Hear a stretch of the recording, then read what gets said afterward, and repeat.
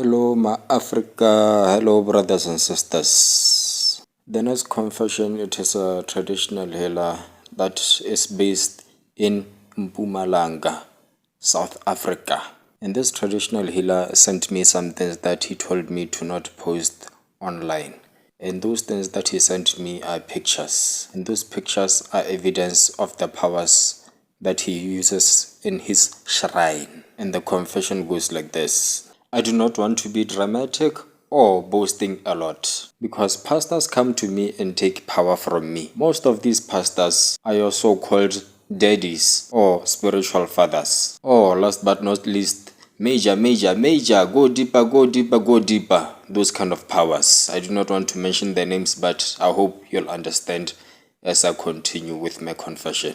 I am too much tempting like the devil himself. Your so-called daddies or spiritual fathers, when their churches are not going well, they come to me for power. What I can say about my powers of these that I have, it is that they did not come to me easy and for free. Because like I say, everyone has their own spiritual father. Everyone has their own spiritual father, where they get powers from. But looking at the level that I am right now, the powers that I have currently, I think they are good enough to help your so-called pastors to grow their churches. Because one pastor came to me back in 2012, and as I was still consulting with him, I removed a chicken out of my wardrobe where I keep it, and that chicken I use it to consult with people, meaning that I can transfer all of your problems into it, or it can tell me what is your problem. For an example, as I was still consulting with that pastor that had no power at that time, I took out a big black blanket and told him to wear it. And while he was wearing it, I took my chicken and I put it under the big black blanket that person was wearing. And while that person was still wearing that big black blanket, I took out my calabash that had some charms in it, and it was still burning with fire. And that smoke that was coming out of the calabash while the calabash was still burning, I took it and I put it also under the blanket while that person was still wearing the blanket, and whilst even the chicken was still under it. And that smoke represented exchanging of souls. As I waited for 2 minutes, I started hearing the chicken coughing, and as it was coughing, I knew that it is a sign that the souls have exchanged. So I had to remove the blanket and put it there far besides them. And I took that person physically and made him to sit down nicely. After making him sit down nicely, I took that chicken and I started to sit down also, and I put it on top of my lap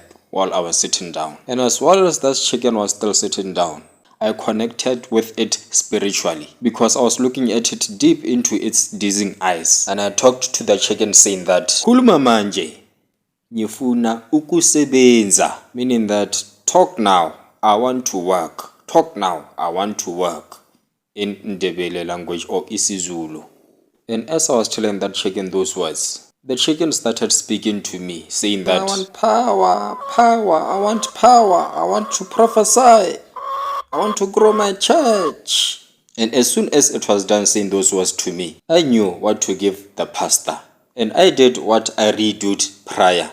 I put a blanket on top of that man and took the chicken and put it under the black blanket and took the muti so that the souls can go back and exchange. And after doing so, I went with the pastor to the river and I introduced them to the marine spirit at the river.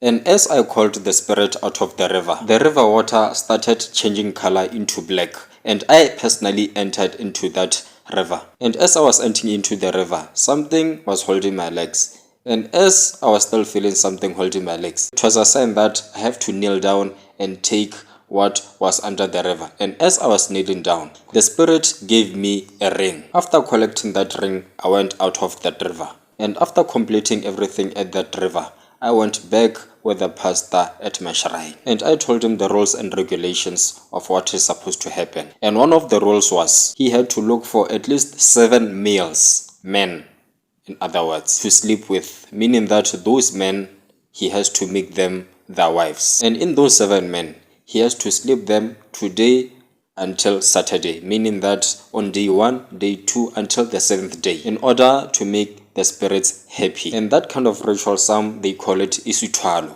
because there are so many different kinds of isithwalo. It will depend on what kind of spirit I have encountered at that river in order for it to become happy, so that you can do what it wants. And as I was telling that man those words of what to do, I started seeing him like he started regretting of the choices that he made. And I started giving him words of encouragement that he should not give up and he should man up in order for him to become successful, since he came to me crying for help.